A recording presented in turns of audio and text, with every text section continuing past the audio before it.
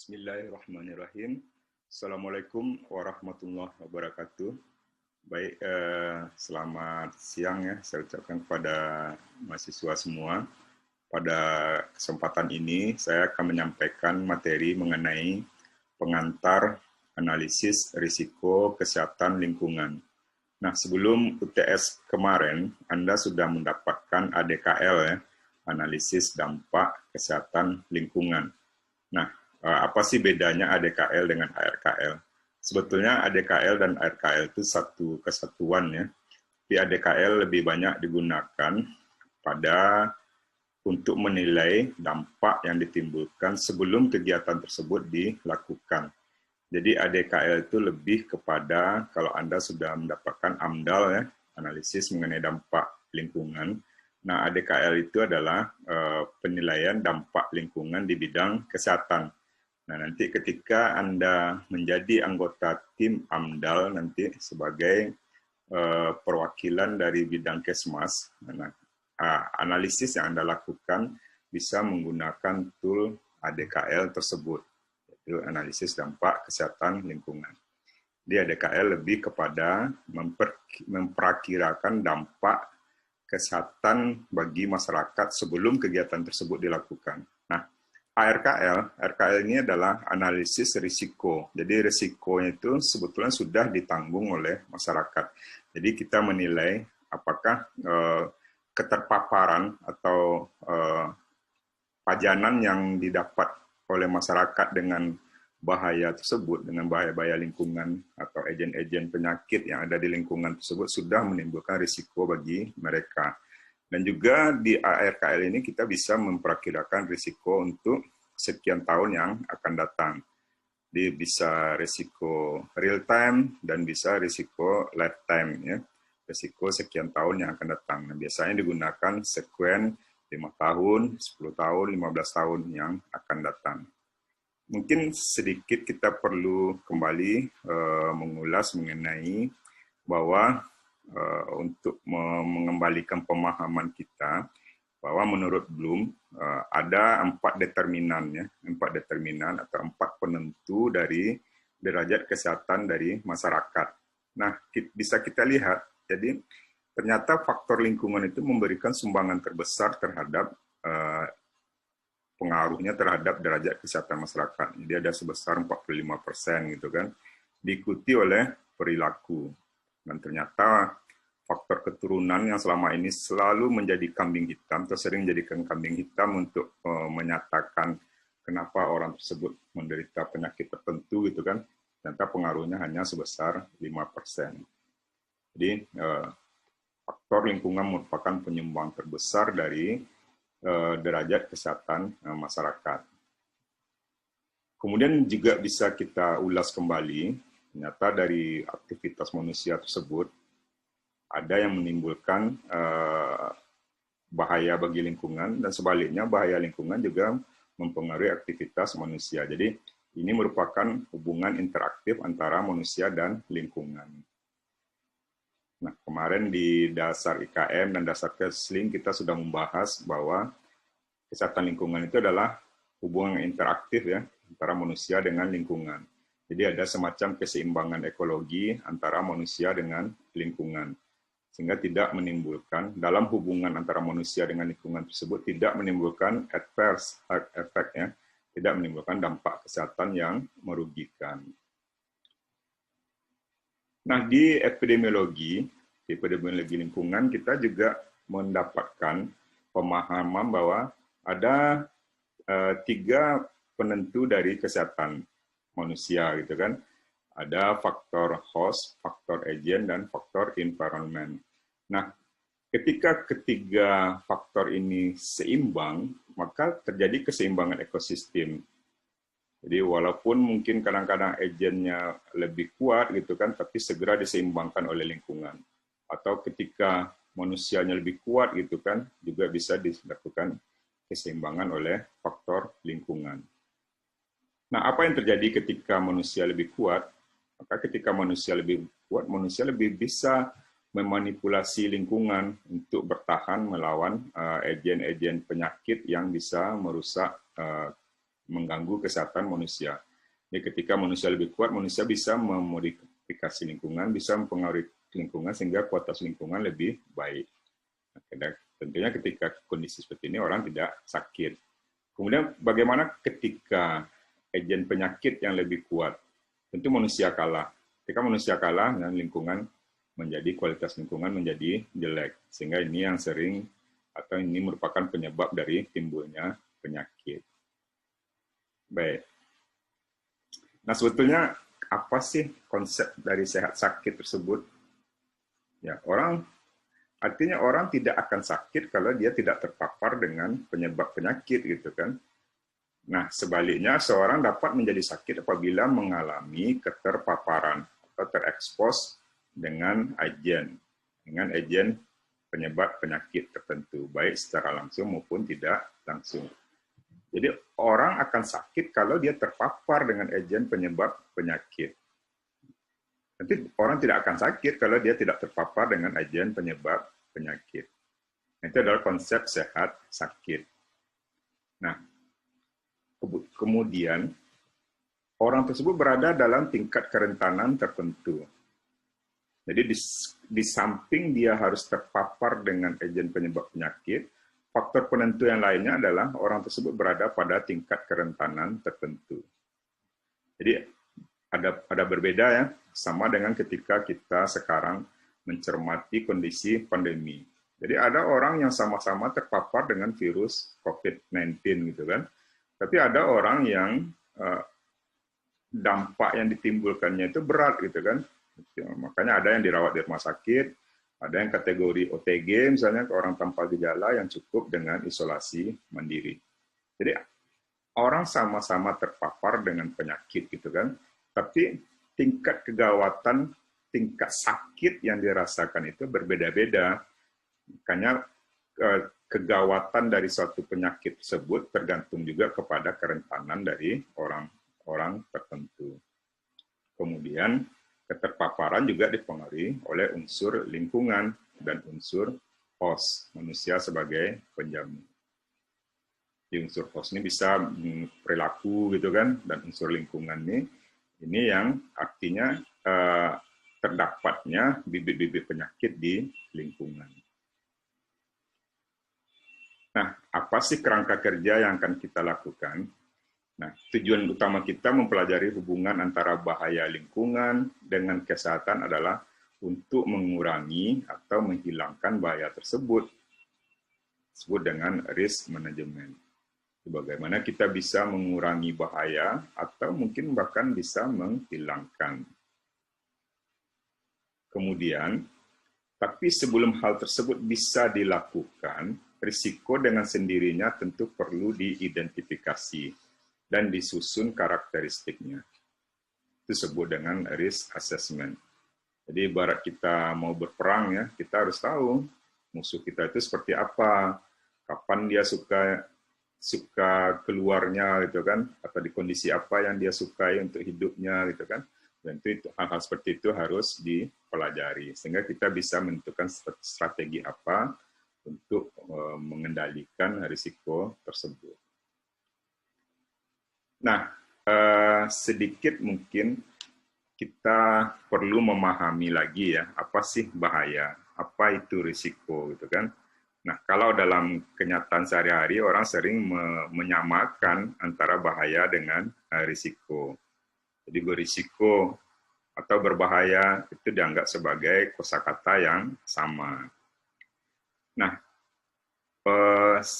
mungkin sudah sering kita sampaikan ya, baik di dasar IKM, di dasar Kesling, di dasar K3 gitu kan. Tapi ini merupakan konsep gitu kan, apa itu bahaya? Bahaya itu atau hazard adalah faktor intrinsik yang melekat pada sesuatu. Bisa pada barang ataupun suatu kegiatan maupun kondisi tertentu. Jadi bahaya itu sudah ada faktor-faktor intrinsik, faktor yang sudah ada di dalam sesuatu tersebut. Jadi sesuatu tersebut bisa berupa benda gitu kan. Nah, misalnya batu. Batu itu berbahaya. Kenapa dia berbahaya?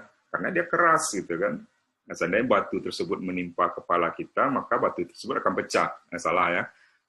Ketika batu menimpa kepala kita, maka kepala kita bisa cedera gitu kan, bisa luka gitu kan, karena batu tersebut berbahaya. Kenapa batu tersebut berbahaya? Karena batu itu keras. Sama dengan misalnya kondisi tertentu gitu kan, atau kegiatan tertentu. Kenapa pesta pernikahan tersebut disebut bahaya bagi penularan COVID-19?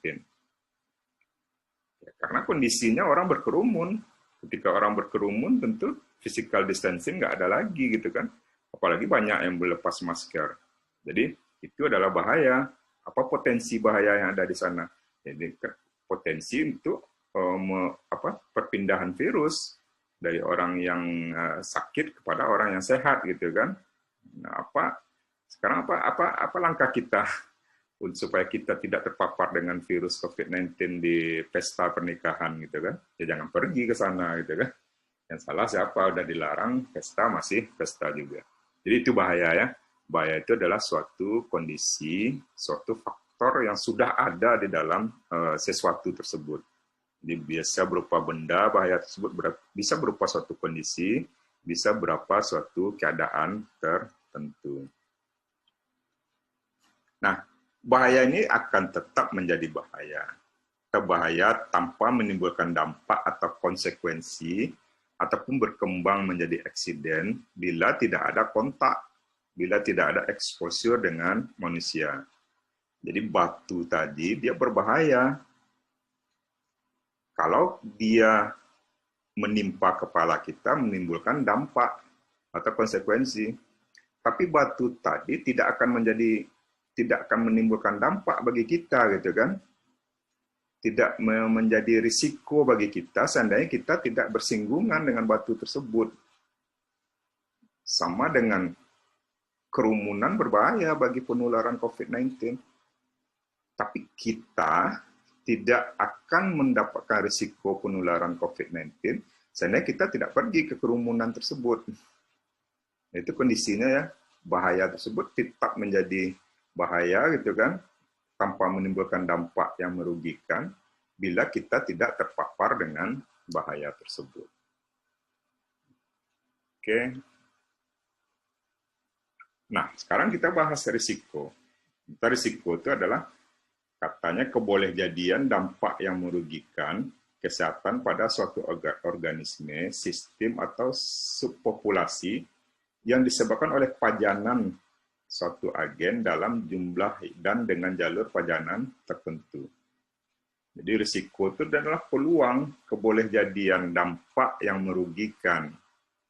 Kuncinya ya, risiko adalah peluang terjadinya dampak yang merugikan kesehatan pada baik organisme, sistem, atau manusia disebabkan oleh pajanan suatu agen dalam jumlah. Jadi risiko adalah peluang terjadinya dampak yang merugikan disebabkan oleh pajanan, disebabkan oleh terpapar dengan agen-agen penyakit tertentu. Ini menurut ICPS ya, International Program on Chemical Safety.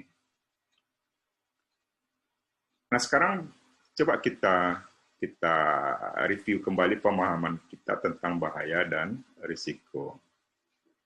Jadi bahaya yang mempunyai potensi dan kemungkinan menimbulkan dampak atau kerugian, baik dampak kesehatan maupun dampak lainnya, dampak celaka mungkin biasanya dihubungkan dengan risiko. Oke. Nah, berdasarkan pemahaman tersebut, maka risiko dapat diartikan sebagai kemungkinan terjadinya suatu dampak atau konsekuensi. Maka bisa kita buat persamaannya, risk sama dengan probability dikalikan dengan konsekuensi. Jadi risiko itu adalah probability kali konsekuensi, peluang terjadinya dampak. Oke, kita lanjut dulu ya. Nah, dampak atau konsekuensi hanya akan terjadi bila ada bahaya dan kontak atau exposure antara manusia dengan bahaya tersebut. Dampak itu hanya akan terjadi bila ada paparan dengan bahaya. Dampak itu apa misalnya? Misalnya kepala kita luka. Kepala kita luka kalau terpapar dengan batu. Kulit kita luka kalau terpapar dengan pisau misalnya. Itu disebut dengan dampak. Jadi dampak itu adalah exposure dikali dengan hazard. Jadi dampak atau konsekuensi adalah exposure dikali hazard. Jadi dampak itu adalah bersinggungan dengan hazard, terpapar dengan bahaya. Oke ya. Di dampak itu adalah exposure kali hazard. Nah, maka dengan demikian, hubungan antara bahaya dengan risiko dapat dilihat pada rumus sebagai berikut. Risk sama dengan probability dikali exposure dikali hazard. Jadi risiko itu adalah peluang terpapar dengan bahaya. Semakin tinggi risikonya berarti semakin tinggi peluangnya untuk terpapar dengan bahaya. Itu beda bahaya dengan risiko. Risiko ini adalah peluang terjadinya dampak. Ya, dampak adalah terpapar dengan bahaya. Oke. Nah, pengetahuan tentang risiko ini diperlukan untuk mengetahui proses perkembangan bahaya menjadi dampak atau konsekuensi. Sehingga kita dapat memotong rantai proses itu agar tidak menjadi sebuah konsekuensi. Jadi bagaimana kita memotong supaya tidak terjadi konsekuensi, bagaimana? Tentu tidak terpapar dengan bahaya. Bagaimana cara kita tidak terpapar dengan bahaya? Nah, itu yang akan kita kaji. Kita menganalisis risiko kesehatan lingkungan. Nah, pengelolaan risiko yang ada di lingkungan merupakan salah satu metode maupun program yang perlu dilakukan untuk mencegah terjadinya dampak kesehatan lingkungan. Nah, sekarang kita masuk ke ARKL. Jadi ARKL ini ada semacam tool ya, tool di kesehatan lingkungan. Jadi ketika nanti Anda masuk ke dalam proses pengerjaan tugas akhir gitu kan ada yang skripsi. Nah, kalau di ketiga Kesling ini ada banyak tool-tool lain gitu kan.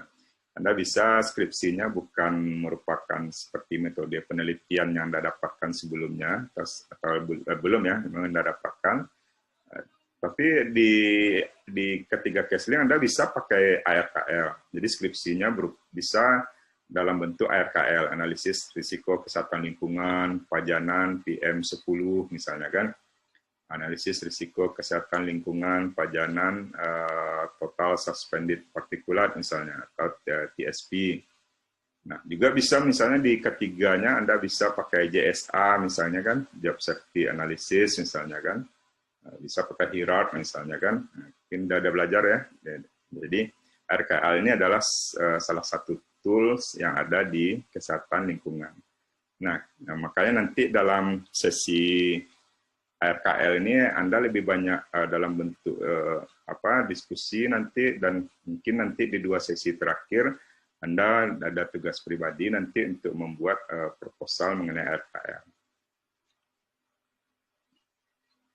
Nah, RKL ini adalah karakterisasi sistematis efek-efek pajanan bahaya lingkungan yang berpotensi merugikan kesehatan manusia. Ini menurut NRC. Ya. Kemudian, RKL merupakan proses penilaian bersama ilmuwan dan birokrat untuk memperkirakan peningkatan risiko gangguan kesehatan pada manusia yang terpajan oleh zat-zat toksik. Nah, ini menurut EPA. Environmental Protection Agency. Nah, kalau di Indonesia, RKL ini juga merupakan salah satu program dari Kemenkes.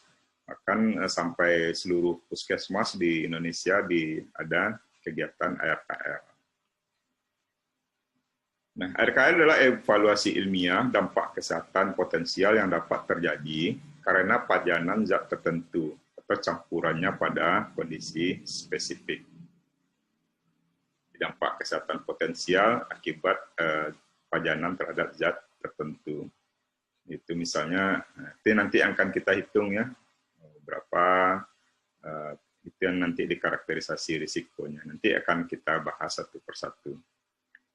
Kemudian RKL adalah kerangka ilmiah untuk memecahkan permasalahan lingkungan dan kesehatan. Ya, misalnya kenapa warga masyarakat yang tinggal di sekitaran pabrik semen Padang itu pada banyak mengeluhkan batuk gitu kan, sesak napas, kemudian mata perih gitu kan. Nah, kondisi-kondisi seperti itu yang memerlukan studi-studi, salah satu adalah studi RKL ini. Nah, RKL juga proses memperakirakan risiko pada suatu organisme, sistem, atau subpopulasi sasaran dengan segala ketidakpastian yang menyertainya. Setelah terpajan oleh agen tertentu dengan memperhatikan karakteristik agen dan sasaran yang spesifik. Nah, ada beberapa pertanyaan kritis tentang bahaya dan risiko keseling. Ini menjadi ruang lingkup dari RKL ini. Kenapa studi RKL ini diperlukan? Seperti berapa besar risiko kesehatan akibat pajanan bahaya lingkungan. Misalnya di pasar ya, di pasar kan orang sehari-hari kan kalau di pasar-pasar tradisional itu terhirup debu gitu kan, karena kondisinya banyak lantainya tidak sempurna gitu kan, banyak debu sehingga kemudian pasar tradisional yang berada di pinggir jalan raya, jadi mungkin ada pajanan PM di sana kan, PM10, PM2,5 gitu kan. Nah, itu yang ingin kita kaji di RKL ini. Berapa besar risiko kesehatan akibat pajanan PM10 tersebut pada pedagang pasar misalnya. Kemudian setelah nilai risikonya, karakterisasi risikonya kita dapatkan, artinya mereka berisiko gitu kan, kemudian apakah risiko kesehatan tersebut dapat dikendalikan. Nah, itu termasuk kajian dari RKL. Kemudian ya, apakah perangkat hukum dan teknologi dapat melindungi penyandang risiko dari efek-efek yang merugikan kesehatan? Nah, ini nanti masuk dalam bagian dari komunikasi risiko. Jadi, setelah karakterisasi risiko yang kita dapatkan, kemudian kita kaji, apakah risiko tersebut dapat kita kelola, dan terakhir, bagaimana cara kita mengkomunikasikan risiko tersebut. Baik kepada masyarakat yang terdampak risiko tersebut maupun kepada pemerintah misalnya yang mempunyai wewenang untuk menerbitkan regulasi dalam mengendalikan risiko tersebut. Nah, analisis risiko kesehatan lingkungan ini, analisis risiko terdiri dari risk assessment, risk management, dan risk communication.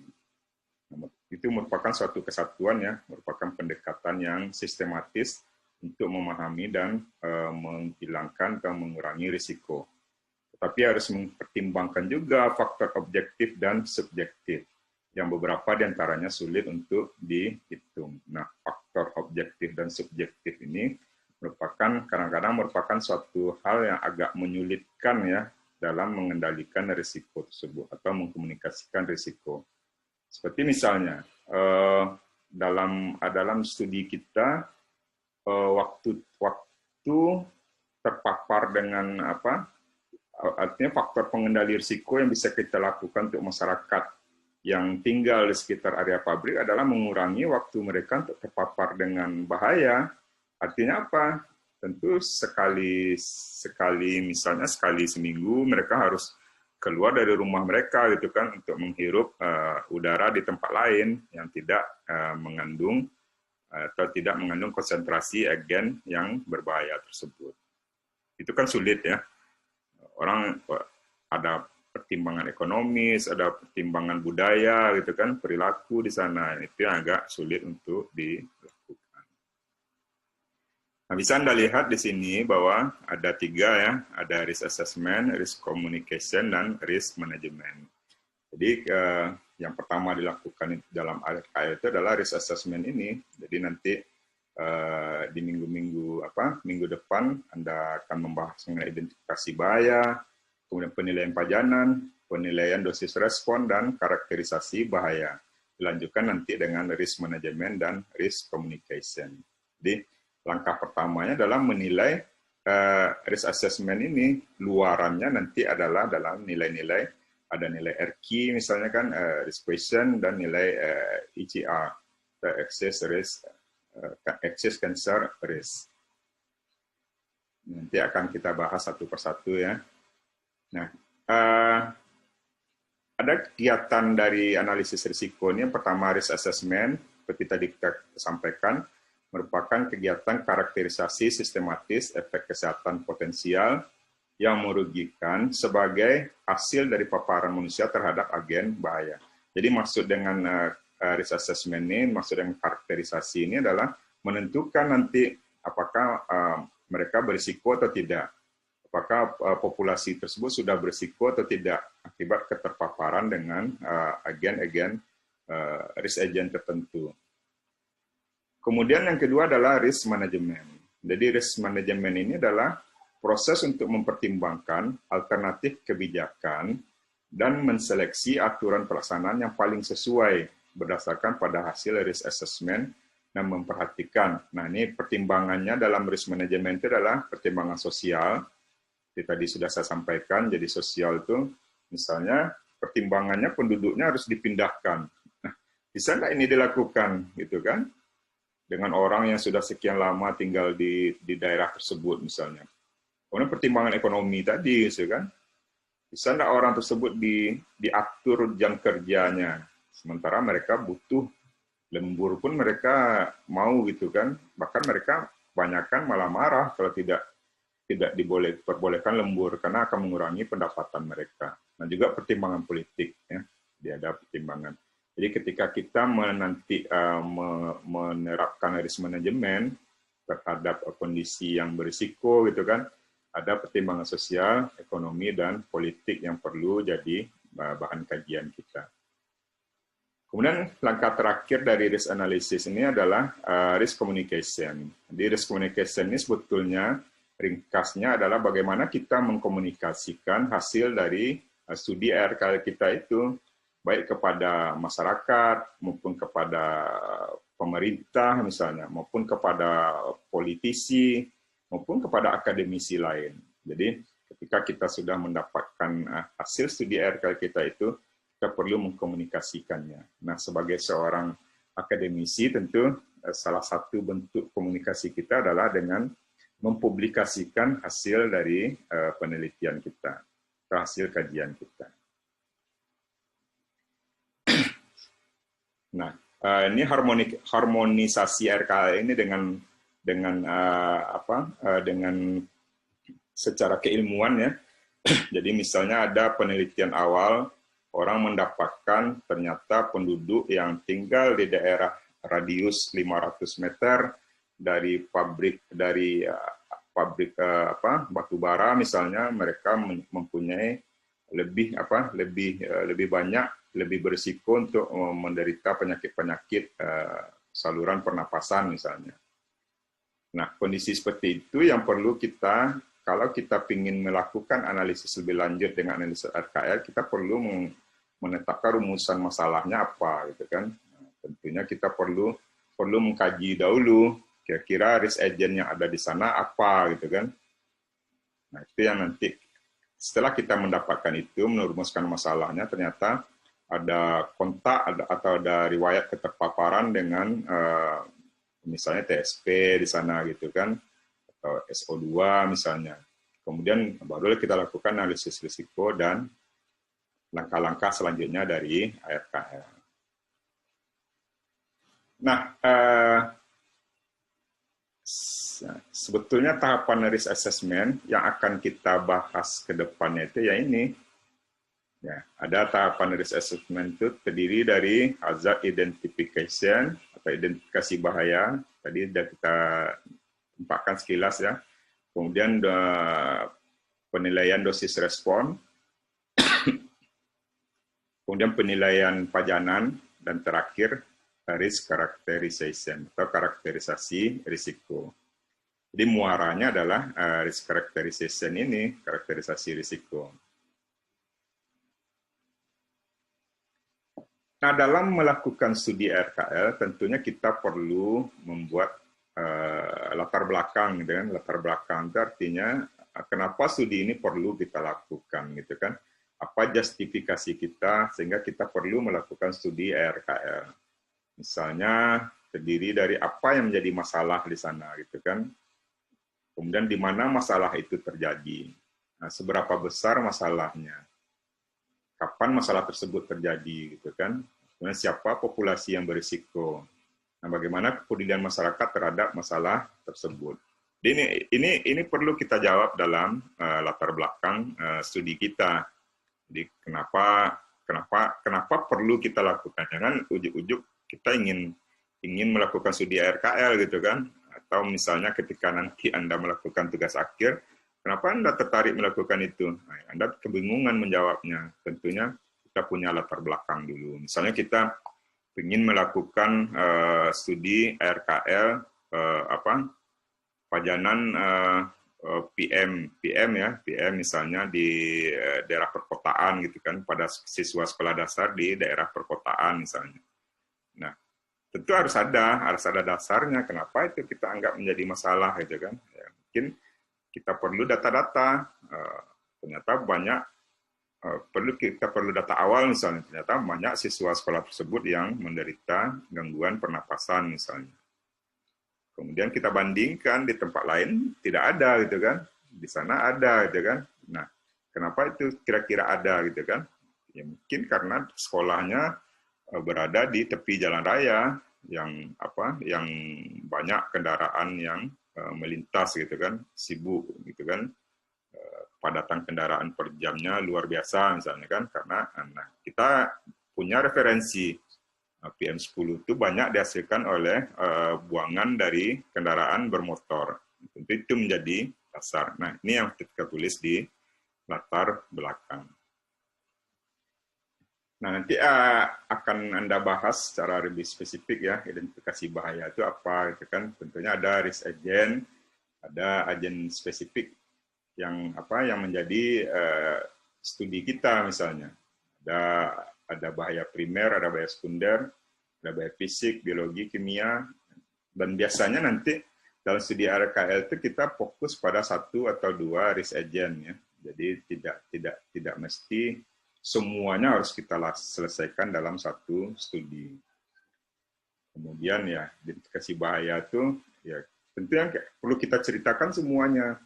Misalnya kita membahas SO2 misalnya atau NO2 di Pasaraya Padang misalnya kan, nah, tentu kita identifikasi bahayanya.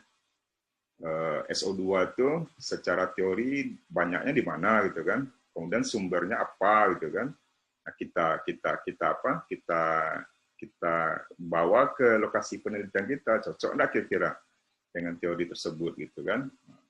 Jangan nanti kita melakukan studi di tempat yang orang lain belum pernah melakukan itu gitu kan, sementara dasar kita untuk melakukannya juga tidak kuat gitu kan.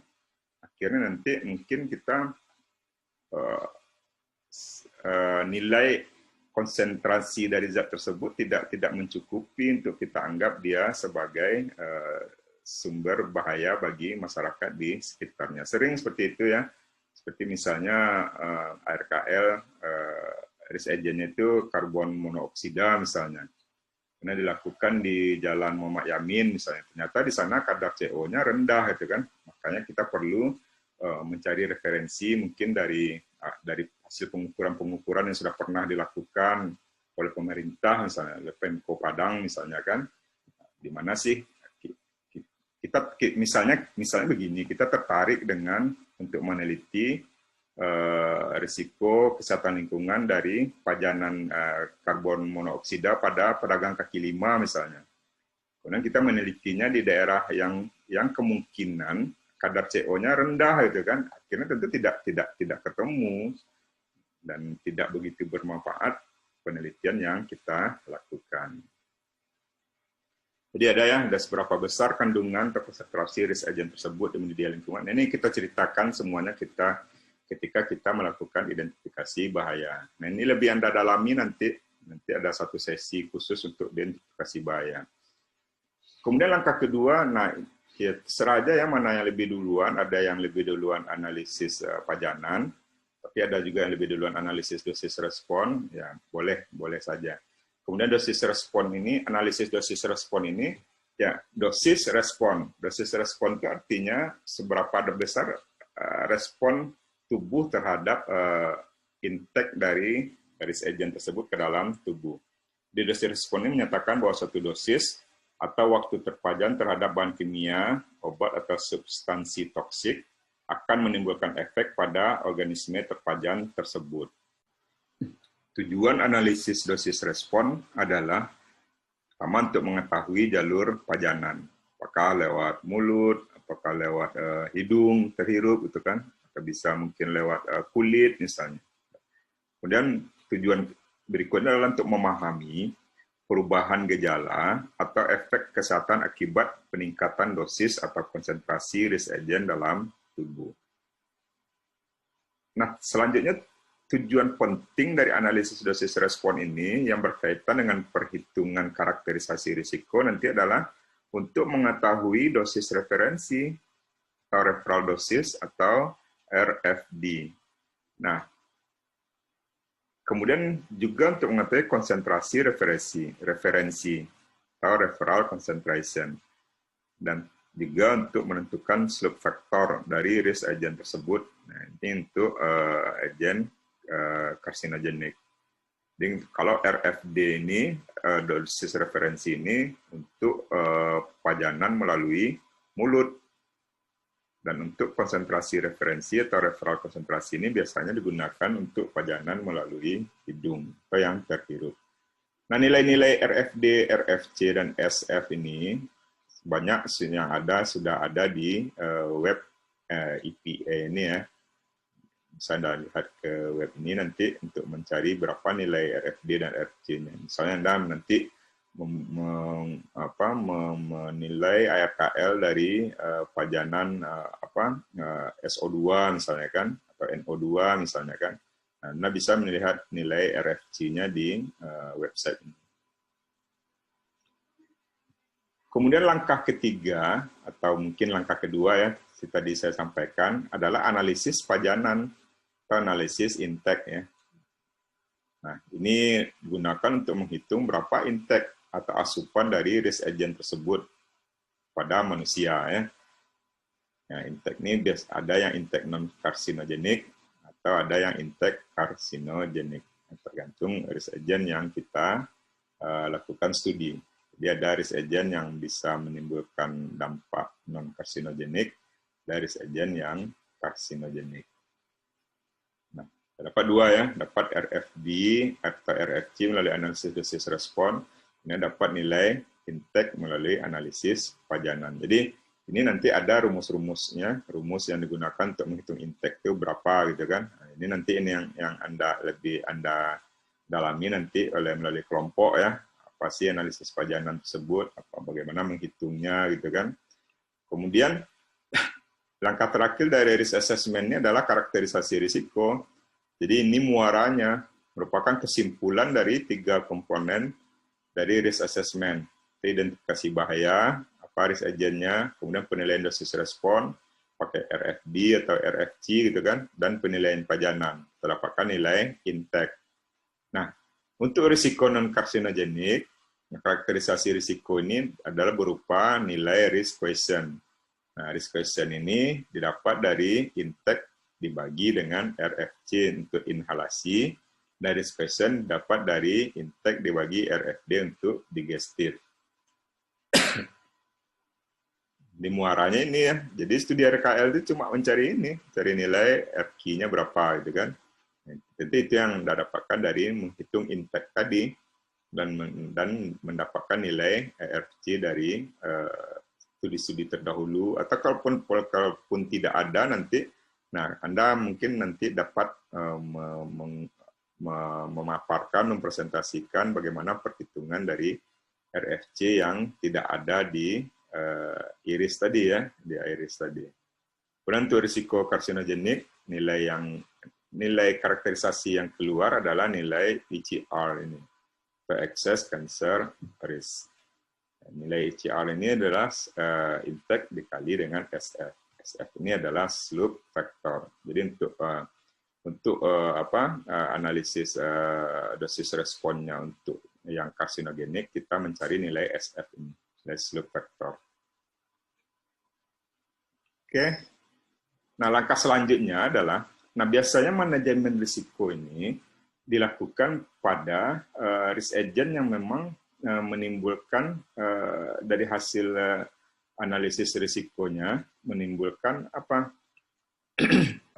menimbulkan risiko gitu kan. Jadi nilai risk quotient-nya lebih dari 1, kemudian baru dilakukan manajemen risiko. Jadi manajemen risiko ini ada mulai pendekatan teknologi, kemudian pendekatan sosial ekonomis, dan pendekatan institusional. Jadi ini nanti yang akan Anda cari referensinya ya, atau dari contoh-contoh dari studi-studi terdahulu. Misalnya bagaimana sih mengendalikan untuk mengurangi risiko terpapar dengan debu dari PT Semen Padang bagi masyarakat sekitarnya gitu kan. Misalnya kita lihat ternyata nilai konsentrasinya yang tinggi. Tentu dari pendekatan teknologi mungkin nanti disarankan untuk mengurangi konsentrasi SO2 di udara misalnya kan yang keluar dari olahan semen padang tersebut gitu kan. Karena pendekatan sosial ekonomis misalnya. Ini contohnya tadi ya. Misalnya berani kita memberi saran untuk masyarakatnya yang pindah gitu kan. Itu kan hal yang sulit. Karena pendekatan institusional misalnya. Jadi bagaimana kita memberi penekanan kepada PT Semen Padang gitu kan untuk mengatasi permasalahan ini.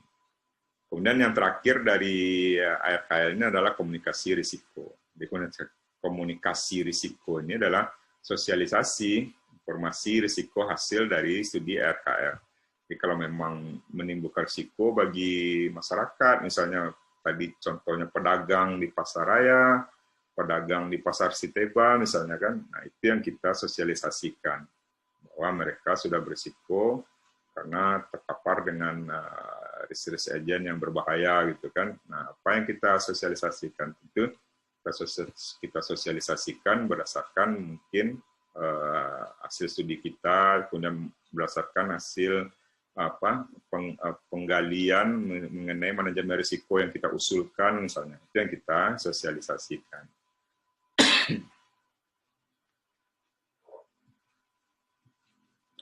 Nah, baik saudara-saudara, untuk pertemuan selanjutnya kita akan membagi kelompok ya. Jadi dibagi 6 kelompok sesuai dengan langkah-langkah ARKL. Jadi tugas Anda nanti kelompok 1 identifikasi bahaya, kelompok 2 analisis pajanan, analisis dosis respon, karakterisasi risiko, manajemen risiko, dan komunikasi risiko. Silakan Anda cari referensi ya. Kemudian sebetulnya modul sudah ada di Ireland ya. Silakan Anda buka modul. Kemudian juga tentunya Anda sebisa mungkin Anda mendapatkan referensi-referensi dari tempat lain gitu kan. Seperti nanti ketika mengidentifikasi bahaya itu apa saja yang dilakukan ketika identifikasi bahaya misalnya. Kemudian ketika analisis pajanan apa yang dilakukan. Nah, ini yang penting tentu Anda bisa nanti melakukan penghitungan nilai intake ya. Berapa intake dari pajanan orang terpapar dengan TSP misalnya. Apa saja parameter-parameter yang diperlukan di sana gitu kan. Tentunya ada nilai-nilai antropometri yang perlukan di sana. Jadi yang muaranya nanti Anda bisa menghitung intake. Kemudian analisis dosis respon. Jadi Anda bisa tahu bagaimana caranya mendapatkan referral dosis misalnya. Bagaimana cara mendapatkan referral konsentrasi, bagaimana cara mendapatkan slope factor tadi ya untuk risiko karsinogenik. Nah, kalau seandainya tidak ada di dalam tabel IRIS tadi ya, Integrated Risk Information System gitu kan, yang dikeluarkan oleh EPA di Amerika itu, bagaimana cara menghitungnya gitu kan? Nah, itu yang perlu Anda cari referensinya. Kemudian yang keempat, karakterisasi risiko. Nah, tentunya ini bagaimana kita menghitung risk question-nya, bagaimana kita menghitung ICR tadi ya, untuk yang risiko karsinogenik. Kemudian manajemen risiko, komunikasi risiko. Ya silakan Anda berdiskusi di kelompok dan membuat bahan presentasi nantinya. Sehingga output kompetensi yang diharapkan nanti Anda bisa melakukan studi ARKL. Jadi mungkin ada beberapa di antara Anda nanti yang tugas akhirnya merupakan studi ARKL gitu ya. Nah, Di samping tugas kelompok, Anda harus membuat tugas pribadi ya, tugas pribadi. Jadi mulai bisa diansur dari sekarang. Pertama, mungkin Anda cari penelitian-penelitian atau publikasi-publikasi ilmiah, berusaha dari jurnal gitu kan, dari tesis, dari skripsi yang banyak ya, bertebaran di dunia maya gitu kan. Kemudian Anda buat resumenya apa yang mereka lakukan, bagaimana mereka membuat latar belakang, bagaimana langkah-langkah mereka dalam melakukan studi RKL gitu kan. Jadi Anda buat semacam resume ya, semacam ringkasan dari tesis mereka, dari skripsi mereka, atau dari jurnal yang mereka terbitkan. Nah, yang lebih kami beri apresiasi adalah apabila ada di antara Anda yang membuat proposal penelitian skripsi dengan metode ARKL. Jadi ini menjadi langkah awal bagi Anda nanti seandainya Anda berminat untuk melakukan tugas akhir nanti sebagai pengganti skripsi dengan metode ARKL. Kemudian masing-masing membuat bahan presentasi dalam bentuk PPT atau PDF dan semua siap untuk presentasi. Saya rasa dengan disampaikan dari awal tentunya tidak memberatkan, artinya tidak terburu-buru ya, bisa Anda ansur gitu kan. Ya kan kalau dipikir-pikir susah gitu kan, tapi kalau dikerjakan sebetulnya tidak terlalu susah, karena Anda hanya diminta membuat resume ya, semacam resume untuk tugas pribadinya, dan Anda boleh membuat meresume skripsi orang, meresume tesis orang, meresume jurnal-jurnal yang sudah dipublikasi orang gitu kan. Nah, kembali yang saya sampaikan, apresiasi lebih kita berikan apabila Anda mampu membuat proposal penelitian sendiri dengan metode ARKL. Baik, di sini silakan Anda membagi kelompok, ada 6 kelompok tadi ya, jadi minggu depan langsung presentasi, sebanyak 4 pertemuan, mulai identifikasi bahaya, analisis dosis respon, analisis pajanan, sampai dengan karakterisasi risiko. Jadi 4 minggu ke depan Anda sama Bu Fea ya, Bu Fea Firdani, kemudian 2 pertemuan terakhir kembali dengan saya. Baik, terima kasih atas perhatiannya. Billahi taufiq wal hidayah. Assalamualaikum warahmatullahi wabarakatuh.